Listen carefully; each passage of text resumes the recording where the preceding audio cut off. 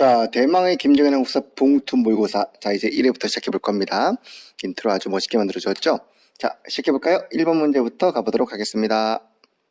자, 1번입니다. 다음 역사술 방식과 가장 유사하게 역사의 의미를 표현한 것을 골라보라고 되어 있는데, 너무 쉬운 문제예요. 그죠? 역사의 두 가지 의미, 바로 사실과 기록 두 개를 구별하는 그런 문제일 겁니다. 해설하기 부끄럽지만 첫 문제니까 가볍게 가보도록 하죠. 자, 내용 읽어봅시다. 병자호란에 대한 설명인데, 둘째 줄에 보니까 침략행위라는 표현이 침략행위? 침략이라는 거는 바로 역사가 그렇게 봤다는 거란 말이야. 너 침략이지? 그러면서. 우리 그랬잖아요. 광개통이 하는 거는 영토 확장. 그리고 일본이 하는 거는 침략, 뭐 이런 거 주관이 들어간 표현일 것이고요. 그 다음에 보니까 넷째 줄, 셋째 줄에도 책임이 없다고 달쓰면 노릇입니다. 뭐 이런 표현들. 이 노릇 같은 거 전부 다 주관적인 자기의 뜻 이런 노릇이 이런 거 아니겠어요? 그 다음에 또 보니까 현기증이 난다는 표현 나와 있고, 마지막에 느낌이 듭니다라고 아예 느낌이라고 나와 있네요. 전부 다 역사의 주관이 들어간 그런 표현이 되겠습니다. 따라서 역사의 주관적인 역사를 골라보라는 그런 의미들, 방금 봤던 침략, 노릇, 현기증, 느낌 같은 게 바로 포인트가 되겠죠. 자, 포인트는 제가 이렇게 예쁘게 나와줍니다. 사료에서 포인트가 나올 때마다 저 얼굴을 아름답게 볼 수 있습니다. 자, 보기 보니까요, 기억에는 역사는 현재하고 끊임없는 대화라고 하는 바로 E.H. 카의 얘기죠. 아주 유명한 말이죠. 역사가 현재 사람이니까 역사가의 현재의 주관과 과거의 팩트 사이의 대화를 통해서 서술해라 뭐 있다고 얘기고요. 니은에는 자신의 생각이라고 아예 되어 있습니다. 기억 니은이 주관적인 역사 되겠죠. 정답은 일단 1번인 거 쉽게 알 것 같고요. 그 다음에 디귿 보니까 역사가는 편견 선입관 없이 사실을 밝혀라. 리을의 역사가 인문은 그것이 본래 어떠했는가라는 랑케 얘기죠. 역사가는 자기 자신을 죽이고 과거의 사실로 하여금 말하게 된다는 그런 표현 전부 다 객관적인 역사, 디귿 니을은 사실로서의 역사가 될 것 같습니다. 됐습니다. 여기까지가 1번 되겠습니다. 자, 그 다음에 이제 2번 문제로 가보겠습니다. 자, 2번입니다. 다음 내용 관련된 나라 사람들의 생활 모습으로 적절한 것은 되어 있는데, 뭐 쉬운 문제죠, 역시요. 해마다 10월이면 하늘의 제사를 지낸다라고 되어 있고, 이 제사, 제처 행사 이름이 바로 뭐라고 되어 있습니까? 무천이라고 되어 있습니다. 어느 나라? 동예라는 나라였겠죠. 자, 동해입니다. 글씨가 삐뚤빼뚤 예쁘죠. 이게 태블릿이라서. 자, 또 호랑이를 신으로 섬긴다고 되어 있는데, 이거 우리가 좀 생소하죠? 호랑이, 타이거. 우리 역사에서 우리 민족들은 대부분 호랑이를 신으로 섬깁니다. 아주 중요한 뭐 그런 그 신으로 숭배했던 게 호랑이. 단군설화에도 곰과 호랑이 이게 나오잖아요. 그죠? 물론 호랑이는 우리 단군설화에서 약간 배제된 분이었습니다만, 호랑이를 섬기는 건 아마 여러분도 아마 익히 알고 있을 거예요. 일본어로 호랑이가 토라라고 하고, 토라. 토라가 일본어로 호랑이란 뜻도 있고 신이란 뜻도 있어요. 아마 우리나라에서 갔던 어원일 것 같은데, 왜 그 귀여운 아이 도라에몽이라는 것도 제 생각에는 신에서 온 어원에서 온 게 아닐까라고 싶은데요. 그 토라, 호랑이, 신 이런 거예요. 동해의 풍습이고 삼국지 위서 동해전에 이렇게 딱 돼 있습니다. 호랑이가 우리 민족 모두의 숭배 대상이지만 동해에서는 호랑이를 신으로 섬겼다고. 이런 것도 한번 좀 염두에 둬 주시고요. 자, 동해 찾아볼까요? 1번 둘에, 2번에 천군, 3번에 요거 우리 본 적 있죠? 편두라는 풍습인데, 편두는 우리 그 필기노트 예쁜 그림과 함께 여러분께 소개해드렸는데, 이번 국가직 시험에 딱 출제가 됐었죠. 적중. 오케이. 자, 1, 2, 3번 모두 4번의 풍습이고, 4번에 보니까 다른 부족의 영역을 침범하면은 노위를 반상한다는 바로 무슨 풍습? 책화라는 풍습을 볼 수 있습니다. 요게 바로 답이 되겠네요. 아이고, 여기 포인트 잊어버렸다. 귀여운 내가 나왔어야 되는데. 자, 귀여운 내가 늦었지만 나와줬고, 정답 몇 번? 4번 되겠습니다. 여기까지 쉬운 문제 2번까지 한번 풀어봤습니다. 자, 그 다음에 이제 3번으로 가볼게요. 3번 문제입니다. 미추친 대왕이 제외된 시계 사실도 옳은 것은 되어 있고, 우리가 또 역시 생소한 사료가 하나 나와 있습니다. 우리 왕후께서는 좌평 사택 족덕의 따님으로 둥둥둥 되어 있는데, 좌평이라는 건 어느 나라의 백제의 관등이고, 관등이자 관직이었죠. 사택시, 우리 사택 지적 알고 있죠? 그분과 아마 같은 집안인가 봐요. 사택 족덕 따님이라고 되어 있는데, 맨 마지막에 보니까 우리 출전에 미륵사지 석탑 사리봉안기라고 되어 있습니다. 자, 요거 보면 알 수 있겠죠? 미륵사지 석탑이 우리 최근에 해체되는 과정에서 그 밑에서 사리봉안기가 나왔어요. 일본 놈들이 미륵사지 석탑에다가 시멘트를 딱 발라가지고 아름다운 복원을 해놨던 거를 우리가 다시 최근에 시멘트를 다 녹여가지고 새롭게 복원해서 해체하는 과정에서 사리봉안기가 딱 나왔단 말이야. 요거 포인트 되겠습니다. 미륵사지 석탑 어느 왕 때 만든 거? 우리 무왕 때 만든 거죠? 백제 무왕이 만든 미륵사지 석탑의 사리봉안기에서 그동안 무왕의 마누라 좀 이상한가? 왕후가 우리 그 선화공주라고 알려져 있었는데 그게 아니라 좌평 사택족대의 딸이다. 새로운 견해가 나온 그런 계기가 된 게 바로 이 사리봉황기입니다. 이와 더불어 500점이 넘는 유물이 나와서 우리 깜짝 놀라게 했던 바로 그런 미륵사지 석탑입니다. 나중에 기회 되면 가보세요. 익산에 있습니다. 익산에 있고 최근에 유네스코 그 문화유산으로 지정이 됐던 그런 곳입니다. 자, 1번부터 가볼게요. 사비로 도부름기고 남부로 거친 거는 백제성황이고 쉽죠? 북위에 표를 올려 고구려를 침공해달라고. 요거 이제 북위국수라고 해가 되게 중요한 거죠. 우리가 옛날부터 고구려와 더불어 근원이 부에서 나왔는데 그래서 백제 고구려가 모두 부에서 나왔다는 걸 서로 스스로 밝히고 있었던 바로 백제 계로왕의 표였습니다. 그러나 부위가 오지 않았고 계로왕은 죽어서 아주 괴로웠던 왕이었죠. 3번 신라와 혼인동맹했던 건 누구? 이건 동성왕과 바로 신라의 누구? 소지마리간 동소지간 그래서 혼인이라고 동성왕과 소지마리간이었고요. 4번에 관륵 나와 있습니다. 관륵은 일본에 건너가서 여러 가지 전해줬는데 거기는 천문, 지리, 역법뿐 아니라 제가 또 하나 말씀드린 건 뭐 있었죠? 둔갑술. 그래서 우리 일본 닌자의 시조가 된 게 관륵이 아닐까 싶다 그랬습니다. 자, 바로 답은 4번이 되겠죠? 무왕입니다. 4번 정답 체크해 주시면 되겠네요. 체크. 자, 3번까지 한번 정리해 보았습니다. 자, 4번 문제입니다. 다음 가나 내용을 통해 적절하게 추론한 것은 되어 있는데 고구려는 보니까 초기에는 돌무지 무덤이었고요. 나중에 굴식 돌방 무덤으로 바뀌었답니다. 물론 아는 거죠. 백제는 보니까 계단식 돌무지 무덤이 초기였고 근데 웅진갈 때는 굴식 돌방으로 그리고 사비에도 계속 이어지고 있는 모습이네. 보니까 약간 고려보다 늦은 시기에 백제도 같은 묘제를 쓰고 있는 걸 알 수 있죠. 돌무지에서 돌무지로 굴식돌방에서 굴식돌방으로. 특히 우리 한성에 있는 석촌동 고분군에 있는 돌무지 무덤은 백제 고구려의 그 초기 무덤과 워낙 유사하기 때문에 백제 지배층이 아마도 고구려에서 이주한 게 아닌가 싶다라는 그런 내용을 우리가 한번 공부해봤던 것 같아요. 이게 포인트 되겠습니다. 우리 백제와 고구려의 초기 주도력이 같은 세력이 아닐까 싶은. 그러고 보니까 설화에서도 백제 온조왕은 고구려에서 내렸다고 되어 있잖아요. 그죠? 정답 그럼 몇 번일까요? 바로 3번 될 겁니다. 뭐 불교의 전파라든가 나제동맹이라든가 껴묵거리 내용들 이걸 통해서 알 수 있는 건 아닐 테니까 그죠? 우리는 백제공국 세력과 고구려 세력이 같다는 거를 묘지를 통해서 파악할 수 있었습니다. 4번 뭐 이렇게 가볍게 넘어가 보도록 하겠습니다. 자, 5번 문제입니다. 삼국의 지방행정 조직을 묻고 있는데 이건 뭐 객관식 문제라고는 하지만 우리가 팩트만 딱 알면 풀 수 있는 문제겠죠. 1번 각 지방간은 군대 지휘관 역할도 했다. 그렇죠. 삼국에서는요. 지방간이 곧 군대 지휘관, 행정조직이 곧 군사조직이라고 여러 번 말씀드린 것 같아요. 자, 2번 백제 무령왕은 수도와 지방을 각각 오부오방으로 편제했다라고 되어 있는데 자, 오부오방제 언제입니까? 이거는 성왕 때입니다. 백제 무령왕은요. 웅진 시대에 귀족들 지방 지역을 편제하기 위해서 22담로를 우리 그 왕족으로 평했던 인물이었고요. 성왕이 수도를 사비로 옮긴 다음에 그때부터 수도는 오방으로 수도는 오부로 지방은 오방으로 편제했었죠. 지방에는 방영이라는 지방관을 뒀었고요. 요거 틀렸네. 그 정답은 몇 번? 2번 되겠습니다. 자, 그 다음에 3번은요. 요 포인트 3번은요. 고구려의 각 부는 욕살. 고구려 지방은 이름 더럽다 그랬죠. 욕살 그랬었고 우리 신라는 군주였고 백제는 아까 얘기했던 방영이었고요. 말단 행정단인 촌주초대까지는요. 지방간이 파견되지 못했고 지방 로컬 세력이었던 촌주가 그냥 행정을 다스린 게 아닐까라고 유추한다고 했습니다. 됐습니까? 5번 이 정도로 해서 마치겠습니다. 자, 6번 문제입니다. 밑줄진 각각에 대한 설명으로 옳은 것은 되어 있는데 요거 죄송해요. 문제가 옳지 않은 것은입니다. 그리고 해설지가 약간 잘못되어 있는데 5번과 같은 해설지가 들어있는데 정말 죄송하고 정오표를 좀 참고해 주기 바랍니다. 1회부터 이런 문제들가 정말 죄송해요. 제가 눈물을 조금 흘려주겠습니다. 요게 저의 모습이 있는데 이렇게 웃으면 안 되지 그죠? 너 좀 울어라. 울어야 되겠습니다. 미안합니다. 피눈물이 이럴 수가. 자, 정말 죄송하고요. 문제 들어가 볼게요. 옳지 않은 것은 놓고 풀게요.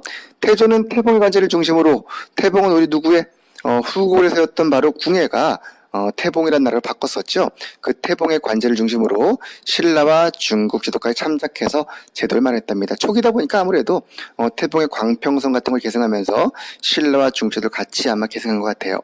호족과는 혼인제도 있었고요. 그 다음에 지방의 중서호족한테 향촌사의 지배권 인정해주는 무슨 제도? 사심관제도 1번 맞겠죠. 사심관제도 있었고요. 사심관은 향촌 자치와 중앙집권을 함께 동시에 마련했던 제도였습니다. 니은 보니까 공신들에게 경제적 기반을 마련해주었다. 무슨 제도? 역분전이죠. 전시관 아니죠. 전시관은 언제? 경종 가야 만드는 거고 호족들에게 역할에 따라 나눠주는 10분 전을 봉급했으므로 옳지 않은 것은 2번 되겠습니다. 답도 이렇게 바꾸셔야 됩니다. 미안합니다. 자, 디귿. 관리들 지켜야 될 규범으로 우리 뭐 정계라든가 계, 백류소 등이 있었는데 특히 뭐라 그랬어? 우리 관료들한테 백성을 주최할 때는 정도껏 해야지. 취, 민, 유, 도. 그래서 백성을 주최할 때는 도가 있어야 된다. 또는 백성을 모으고 도를 실천한다 이렇게 해석했습니다. 그런 내용 얘기했었고요. 그 다음에 후대 왕들한테는 후묘 10조 남겨놨었고 그 다음에 고려의 땅을 찾기 위해서 북진 그러면서 서경을 중시했다. 서경 그렇죠? 우리 개경을 두고 서경까지 중시하면서 북진 기지로 삼았던 게 바로 태조였으니까 정답은 2번 되겠습니다. 6번 됐습니까? 좋습니다. 자, 7번 문제입니다. 자료에 나타난 시기의 사회 모습입니다. 시기를 묻고 있는데요. 보니까 지금 가족제도 문제 같죠? 한번 볼까요? 자손이 옆에 죽었는데 아내가 죽고 남편만 있어. 그럼 남편이 아내 노비를 상속받는 것 같아요. 아내의 노비 같은 경우에 아내가 재산권을 행사했다는 얘기고 거꾸로 남편 죽고 아내만 있으면 이번에는 아내가 남편의 노비를 전부 가질 수 있다는 것입니다. 그죠? 둘 다 죽었다 그러면 각각 본손 본래 각자 집안으로 돌려주는 겁니다. 즉 아내가 여자 쪽이 재산권을 끝까지 행사할 수 있고 죽은 다음에도 자기 집으로 보낼 수 있는 그런 제도, 즉 여성의 가정 내지가 상당히 높았던 모습을 보아 이거는 고려 또는 조선 전기까지의 모습 되겠죠. 자, 쉽습니다. 1번 보니까 남녀 관계없이 차례대로 남녀선 콜. 2번 보니까 부계 위주 족보 편찬, 부계 위주란 얘기는 지금 조선 후기 가서 얘기죠. 답은 2번 되겠고요. 포인트 좋습니다. 2번 되겠고요. 3번 자, 돌아가면서 윤회봉사하는 거는 역시 전기까지 모습이고 여성 재가 있을 때 아무도 처벌받지 않는다 이런 것도 역시 마찬가지. 재가 있는 조선 처벌하는 게 언제부터 나옵니까? 요거는 성종 이유가 되겠죠. 따라서 이것도 역시 조선 전기까지 모습 되겠습니다. 좋아요. 7번까지 정리해보았습니다. 자, 8번 문제입니다. 자료 밑줄친 각각에 대한 설명으로 옳지 않은 것은 되었고요.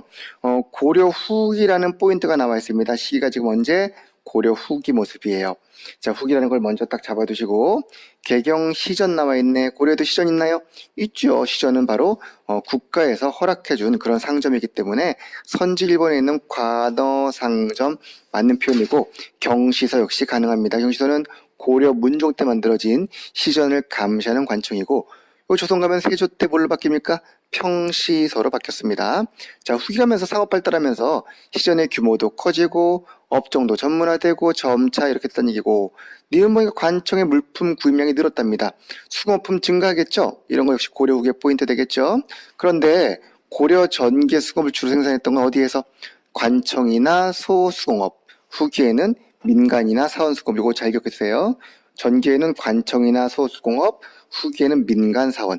기억하라고 제가 쏙 나왔습니다. 자, 후기 맞는 얘기고요. 디귿 보니까 여행객 편의를 위해 말했던 시설. 이거 뭐라 불러? 원이라고 부르죠. 원. 원은 본래가 교통의 요지에 주로 관청, 공적 업무 수행자가 머무는 숙소였는데 지금도 있죠. 사리원, 조치원, 퇴계원 이런 것들. 근데 여기가 점차 교통의 요지다 보니까 상업의 중심지로 발전했다는 얘기입니다. 그리고 리을의 국가 소금 전매지 있는데 소금 전매지 어느 왕? 충선 왕 되었습니다. 우리 충선왕의 소금 전매제 기억하고 있죠? 요거 리을 보니까 뭐라고 돼 있어? 지금 답에 공민왕 되어 있는데 공민왕 아닙니다. 충성 때문에 답은 4번 되겠죠. 잘 기억하세요. 소금 전매제 무슨 법? 가견법은 충선왕 되었습니다. 공민왕도 뭐 여러 가지 했습니다. 어쨌든 전매제는 아니요. 오케이. 여기까지 8번 문제 해설 마칩니다. 자, 9번 문제입니다. 고려 문화유산을 묻고 있는데요. 복가 1번부터 11세기 중엽에는 고려 독지적인 상감법이 도자기에 뭐라고 불러 이거를? 상감, 청자, 그죠? 순청자가 유행하다가 글자가 아주 개판입니다. 미안합니다. 순청자 유행하다가 점점 못 쓰네. 도자기 된 상감, 청자. 미안해요. 자, 이거 12세기 좀 맞습니까? 시기적으로? 그렇죠. 무신직권기 때 가장 전성기라 그랬고 11세기까지는 퓨어청자, 그 다음부터는 상감기법. 2번 영주 부석사 무량수전은 주심포 양식 그리고 배을림 기동 좋습니다. 13세기 때 주심포 양식 대표적인 건물 뭐 안동, 봉정사, 극락전 모름 쓰세요. 영주 부석사 무량수전 그 다음에 예산, 수덕사, 대웅전 있습니다. 여태까지 공인된 현존 최고는 뭐 봉정사 극락전이었습니다. 3번 청주 흥덕사의 직진철절 청주 기억해 주시고요. 청주 서원경이 옛 지명이었고요. 이 책은 1377년 우왕 때 나온 것으로 현존하는 세계 최고의 금속 걸자본으로 공인받았죠. 그죠? 유네스코 기록유산 맞습니다. 4번 관촉사 미륵보살 입상과 부석사 야미타리상 나와 있는데 호족의 지역색이 들어간 건 관촉사 거, 부석사 거는 아니죠. 이거는 신라 양식 그대로 계승한 아주 전형적인 그런 양식이라고 우리가 이렇게 설명드렸을 겁니다. 바로 이 부석사의 좌상이 어디 들어있어요? 이번에 있는 영주 부석사 무량수전 안에 들어있습니다. 이것도 기억하세요. 영주 부석사에는 무량수전이 있고 그 안에는 좌상이 들어있고. 정답 몇 번? 4번 되겠네요. 여기까지 9번까지 정리해보았습니다. 자, 10번 문제입니다. 지도에 표시한 지역을 개척한 국왕이라고 되어 있는데, 그러니까 사군 지역 4개 되어 있고, 육진 6개 되어 있고, 사군, 육진 개척한 누굽니까? 이거 세종이죠. 세종은 사군을 최윤덕을 보내요. 육진은 누구? 호랭이 장군 노래 잘하는 김종서를 보내요. 개척했죠. 사군 육진이었습니다. 자, 세종대왕인데요. 여기 보니까 지금 그 국왕의 정책을 묻고 있습니다. 1번 서거정을 시켜 동국통감, 역사의 완성이었던 동국통감은 성종 때. 자, 2번 일본과 계약조를 맺어 무역선계에 제안했다. 세종 맞죠? 세종은 쓰시마를 정벌했습니다. 누굴 보내서? 이종무를 보내서 정벌한 다음에 일본과 국교를 재개하기 위해서 삼포를 개항해주고 조금 있다가 1443년에 계약조를 맺어서 세견선과 세산묘들을 제한하는 그런 조약을 맺었었죠. 답은 몇 번? 2번 되겠습니다. 포인트 사군 육진과 바로 계약조 보시면 되겠네요. 자, 3번입니다. 홍문관 설치하여 관음 모두에 경연을 시켰다는 거 성종이었고요. ik군을 진관으로 바꿨다고 돼 있는데 지방적은 그 당시 ik군 체제라 그래서 날개 익자죠. 가운데 메이저 진이 있고 양쪽에 날개 모양의 두 진이 보위하는 그런 ik군 체제가 있었는데 이거를 바탕으로 해서 진관 체제를 만들었던 거. 누굽니까? 세조. 세조는 군사권 역할을 했어요. 중앙에 오위제 만들고 지방에는 진관체제 만들었다. 요거죠. 그 다음에 보법도 완성했던 게 우리 세조였습니다. 여기까지 10번 해설됐나요? 좋습니다.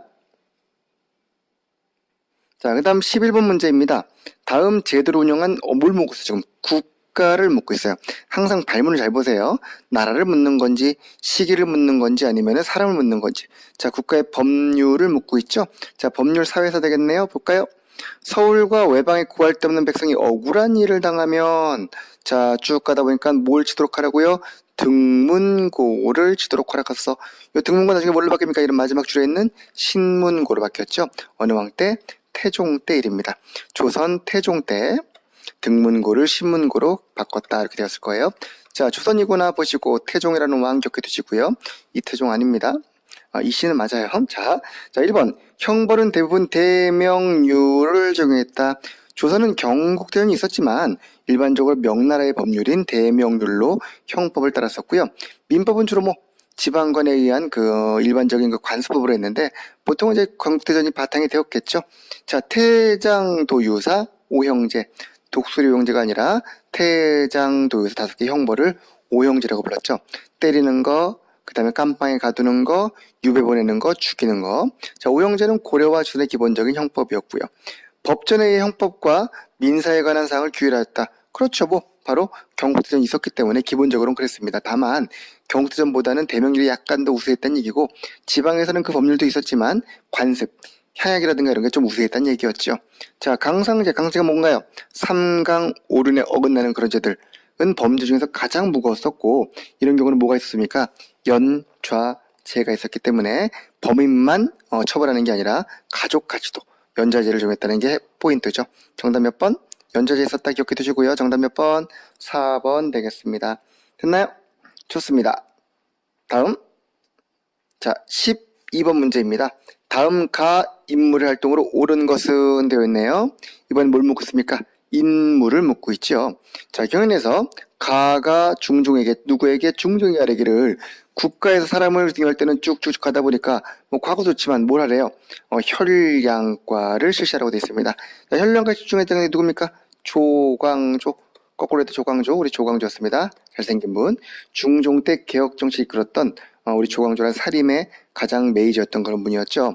조광조는 특히 왕도 정치, 이른바 왕왕신신 부부자자라는 도학 정치를 꿈꿨던 분이었고, 그래서 매우 급진적인 개혁으로 훈과 대립하다가 결국 문사와 우리 그 기묘한 일로 기묘사를 겪었던 게 조광조였습니다.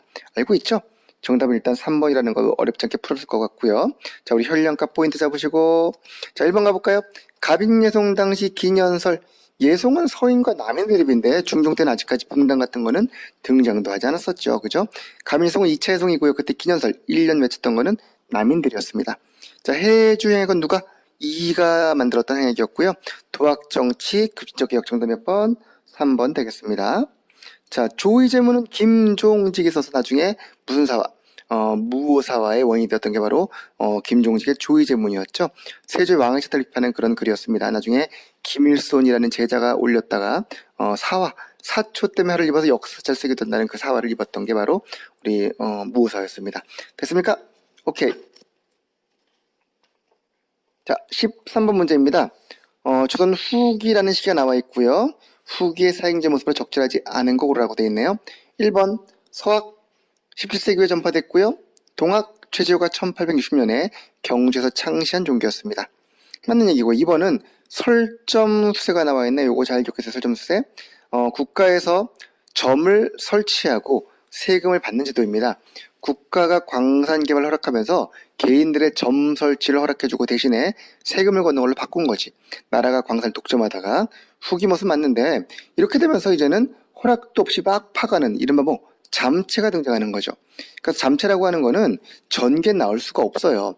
국가가 무조건 통제한다 그러면 하지 못하다가 이렇게 세금을 받으면서 점차 허가를 하니까 몰래 하는 잠체가 나오는 거죠. 우리 자율학습 땡땡이 얘기했었죠. 학교에서 절대로 안 된다 그러면 절대로 못 갑니다. 근데 과외나 아픈 건 예외다 그러면은 뻥을 치고 가는 인간이 등장하는 거지. 그게 잠체예요. 잠체는 그래서 오히려 후기에 증가하는 거지 없어지는 게 아닙니다. 정답 몇 번? 2번 되겠습니다. 3번 각종 부세가 토의로 집중되고 좋아요. 초액제라고 되어 있는데 점차 후기가 되면서 쌍놈들이 여기저기 도망간단 말이야. 양반으로 받기도 하고 그러다 보니까 세금액이 어떻게 되겠어요? 줄겠죠. 줄다 보니까 나라에서는 세금액을 확보하기 위해서 촌락 단위로 총액 얼마 때리는 겁니다. 이런 걸 비총재 총액제라고 불렀습니다. 후기의 수령들은 총액제에 기초한 공동납 운영을 많이 하다 보니까 비리가 난무하게 되는 거였죠. 맞는 얘기고요. 4번 1618년 바로 숙종 때인데요. 상평통보가 만들어져가지고 법정화폐가 됐죠. 점차 전국적으로 유통이 확산되었고 나아가서 점차 금액이 큰 거는 상평통보도 구리다 보니까 무겁거든요. 엽전이. 그래서 대신에 종이 한 장으로 땅 때려버리는 환이나 엄이 등장하기도 한다. 맞는 설명 되겠네요. 어렵지 않은 문제였죠? 13번 문제 해결했으리라 믿습니다. 다음 자 14번 문제입니다. 밑줄 친 별난을 묻고 있는데 자 첫째 줄에 보니까 뭐라 되어 있습니까? 의병 사건이 났으니까 의병이겠죠. 의병은 함부로 안 일한다 그랬거든요. 양반들은 함부로 칼을 들지 않아. 나라가 망할 때만 일합니다. 자, 쭉 가다 보니까 의병장들이 누구였습니까? 마지막에 호남의 고경명, 김천일, 영남의 곽재우, 홍해장군, 정인홍. 곽재우, 홍해장군으로서 우리 북인의 제자들이었죠. 조식의 제자였습니다. 그 다음에 조원도 유명한 분이죠. 700결사대 만들었던. 자, 이런 분들 어느 전쟁 때? 임진왜란 때. 임진왜란. 글자가 이상해도 이해하세요. 자, 임진왜란 때 있었던 의병장들을 이끌고 있으므로 그 전쟁 차전 되겠습니다.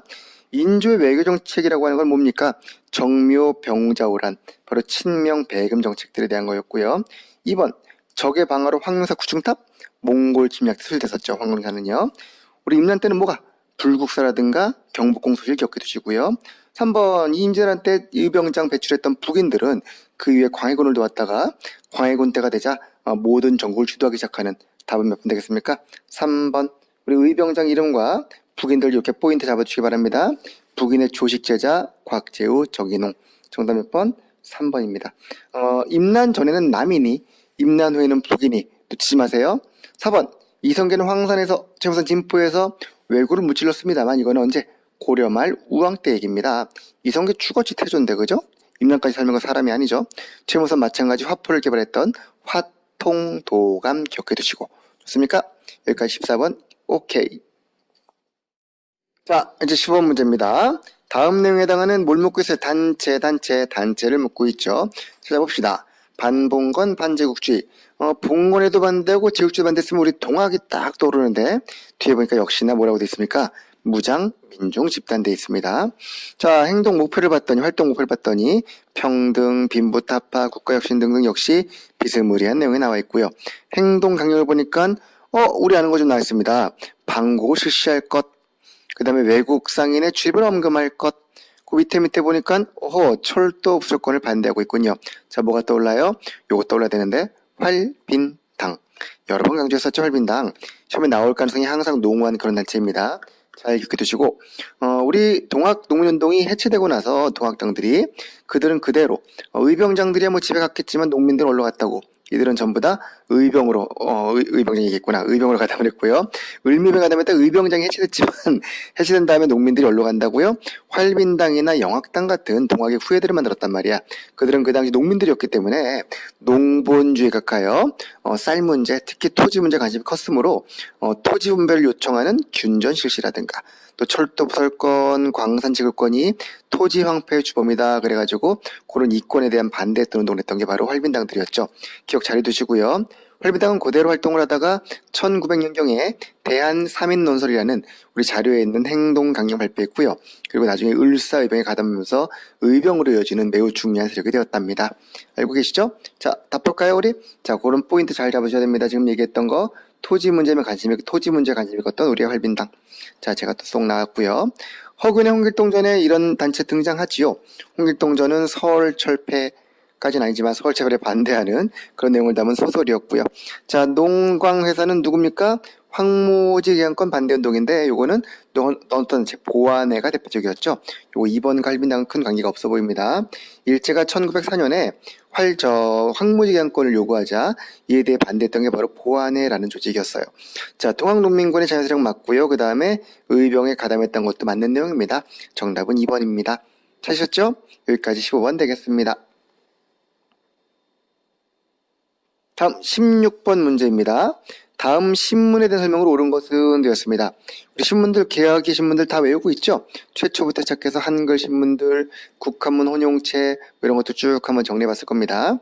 자, 이 신문은요 1883년 수인서를 일본에 다녔던 사람 누구? 바로 박경효, 박문국 기억나시죠? 박경효가 고종한테 신문 발행 필요합니다 라고 일본 갔다 와서 얘기를 한 다음에 보니까 뭘 만들었대요? 넷째 줄에 바로 박경효가 박문국을 설치했다 되어 있죠. 박문국은 최초의 인쇄소 겸 출판사 겸 신문사입니다. 넓을 밖 그럴문 해서 글을 널리 알리는 곳 이런 뜻이겠죠. 자, 신문 가능을 하려고 했는데 율중 같은 급진 개합파가 주도했습니다만 결국 박경효가 쫓겨나요. 좀 있다가. 그래서 결국 신문 발행은 온건 개합파가 이어서 하게 됐습니다. 그 신문의 이름이 한성 순보. 이때 순이라고 하는 거는 열흘 순자였죠. 열흘마다 하나 발행하는 한성순보라는 신문이었습니다. 자, 1883년 순한문이었고요. 관보였고요. 그리고 정부의 계약직 공부가 목적이었다라는 거 정도는 정리해 두었겠지요. 정답 몇 번? 2번 되겠죠. 여러분은 박문국 꼭 기억하세요. 박문국, 박경효 기억하시고 특히 3차 수인사 갔다 와서 만든 게 박문국이었구나라는 것까지 연결하면 더욱더 좋겠습니다. 자, 1번 우리나라 최초의 민간 발행 신문은요 뭡니까? 독립신문이고 2번 정부의 개화시책을 홍보하는 거 정답 되겠고요. 순한 건 아니죠. 이건 순한문이었습니다. 3번 현재 설명하는 건 아마도 제국신문인 것 같고요. 4번은 우리 대한매일신보 배달과 양기탁이 발행했던 고 신문 내용입니다. 언론 꼭 좀 잘 기억해 주시기 바랍니다. 자, 17번 문제입니다. 다음 무장독립 조직을 묻고 있습니다. 이번엔 조직을 묻고 있는데요. 북간도에서 서일 등의 대종교인들이 중광단을 만들었죠. 대종교가 중광단으로 이어집니다. 그리고 3.1운동 이후에는 정의단을 주입했다가 이 정의단이 개편된 게 바로 이 조직이다라고 되었어요. 이 조직은 신민의 결의 김자진을 총사령관으로 삼았었고요. 나중에 1920년에는 여러 개의 독립군 부대와 함께 뭘로 이어진답니까? 대한독립군단. 나올 거 다 나왔죠, 이 정도면요. 대한독립군 총재가 바로 대종교의 서일이었죠. 대종교, 중광단, 정의단, 요 단체 이어져서 대한독립군단. 이 단체의 총사령관 김자진. 자, 단체 이름은요? 다 같이 해볼까요? 북로군정서. 그죠? 북로군정서군은 청산리 전투에서 승리를 이끌었던 그런 조직. 맞습니까? 청산리 전투는 대표적 전투가 어랑촌, 고동아, 왈루구, 천수평, 백운평. 우리 김전영은 좋아했던 거 고등어, 청어 그런 거 있었죠? 어랑촌, 고동아, 왈루구 기억하시고요. 완두콩도 있었구나. 자, 기억하세요. 자, 1번 선지. 중국 관내 최초다 그러면 조선 의용대 되겠네. 김원봉의. 호로 새끼들 중국 호로군과 수상성보 전투 그러면은 30년대 초반에 한국 독립군이고요. 3번 선지 빙고. 그렇죠? 어랑촌 고동화 외워두십니다. 다른 나석주가 동쪽에 폭탄 거는 의열단. 오케이? 정답은 3번 콜. 다음. 자, 18번 문제입니다. 미추진 비밀 결사 활동입니다. 피고 유동열은 몰라. 윤치호, 안창호 알죠? 이분들은 국권에 복구 뭘 원했답니까? 공화정치를 수립하고자 했다라고 되었습니다. 공화정치의 근대 국립것을 목표로 했던 비밀 결사라고 되어 있네요. 끝났네, 뭐, 그죠? 뭡니까, 이거? 바로 우리 신민회 떠오르죠? 그 대표들이 아마 쭉 뒤에 보니까 총독을 암살하고자 한 거 아니야? 그러면서 총독부에서 이렇게 누명을 씌운 거지. 그래서 데라우스 총독 암살 미수사건을 계기로 105인 사건에 연루돼가지고 해체된 게 바로 신민회였죠. 이 신민회는 서간도에다가 뭘 만들었을까? 우리 사원부란 기지를 만들던 그런 조직입니다. 자, 가장 중요한 포인트는 공화정과 비밀결사 되겠습니다. 오케이. 물론 총독 암살 미수도 같이 하면 좋겠지만 우리 공화정과 비밀결사 잘 기억해주세요. 자, 그래서 그 단체랑 비슷한 게 바로 대한광복회도 있었죠. 1번 가볼까요? 고종강퇴 반대운동 누구? 요거는 바로 대한자강회. 그죠? 국내 요인 암살, 식민통치관 파괴, 오파괴, 칠가살 그런 거 의열단 떠오르면 좋겠고요. 의열단을 비롯한 여러 가지 의열단체가 있을 것이고요. 3번 이회영 형제의 헌신으로 남만주의 운동계를 만들었다. 남만주가 서간도고 이회영 형제, 노블리스 육형제 기억나십니까? 그들과 저 강화도에 있던 양매학자들과 그 다음에 여러 조직들이 중심이 돼가지고 거기에다 기지를 만들고 나중에 군대 양성, 뭐 학교 설립 이런 거 주도했었죠. 신민에 관련이 있습니다. 답은 몇 번? 3번 되겠다. 만민공동회 딱 하면 독립협회고요. 독립협회는 1898년에 해체가 되었습니다. 그들은 공화정이 아니라 입헌 군주회를 주도했던 그런 조직이었죠. 정답 3번이다. The end. 자, 다음 문제는 이제 19번 문제입니다. 다음 헌법에 대한 설명으로 옳은 것은 되어 있는데 현대사에서는 1차부터 9차까지의 개헌 과정을 꼭 기억해 두시기 바랍니다. 자, 55조에 대통령, 부통령 둘이 있어요. 정통령, 부통령제는 아마 10대가 떠오르겠죠. 임기는 몇 년? 4년. 자, 그 다음에 중요한 건 부칙입니다. 부칙. 부칙에 보니까 뭐라고 되어 있습니까? 이 헌법 공포 당시 대통령은 55조의 제1항의 단서조항. 55조 단서조항이 뭐예요? 55조 단서조항이 바로 위에 보니까 1차에 한해 중임할 수 있다 이렇게 되어 있는데 그 조항의 제한을 적용받지 아니한다 되어 있는 거지. 즉 재선에 의해서 1차 중임에 적용을 받지 아니하니까 무제한 출마할 수 있다는 얘기예요. 그래서 이거는 반올림으로 개헌했던 2차 개헌 바로 4.4.5입 개헌입니다. 자, 이 부칙 잘 기억하세요. 단서조항의 규정을 받지 아니한다 그래서 중임까지가 아니라 더 이상 나올 수 있다는 그런 규정입니다. 자, 국민투표를 거쳐 개헌이 이루어졌던 1번 선지는요. 우리 국민투표는요. 군정 이후 5차 개헌 그때부터 국민투표가 이루어집니다. 4차 개헌이 바로 장면정부 때 있었던 반민주행위처벌법이었고 5차 개헌이 5.16 이후 있었던 거죠. 그때부터 국민투표가 이루어졌기 때문에 이때는 그게 아니요. 국회의 동의로 이제 통과했던 것이고요. 6.25 전쟁 도중이다 됐는데 6.25는 50년에 끝이 났거든요. 휴전으로. 그래서 1차 개헌인 발췌 개헌이 바로 6.25 중간이었고 지금 요 개헌은 2차 개헌입니다. 대통령의 국회 해상권과 국회의원 임명권이 있었던 거는 유신 7차 개헌이에요. 유신헌법이었고 이승만이 3대 대선에 출마할 수 있는 근거가 되었던 거 두 번 하고 중임 이상 나올 때는 근거가 된 게 바로 여기 있는 3차 사서입 개헌이므로 정답 몇 번? 4번 되겠습니다. 다 풀어내셨죠? 자, 9차까지 개헌 정리하는 거 잊지 마시고요. 여기까지 19번 마무리하겠습니다. 자, 마지막 20번 문제입니다. 1970년대 경제 상황, 현대 경제는 잘 나는 포인트니까 10년 단위로 끊어가지고 기억해 두시기 바랍니다. 1번, 77년 수출 100억 달러, 콜 70년대 돼 있고 수출 100억 기억하세요.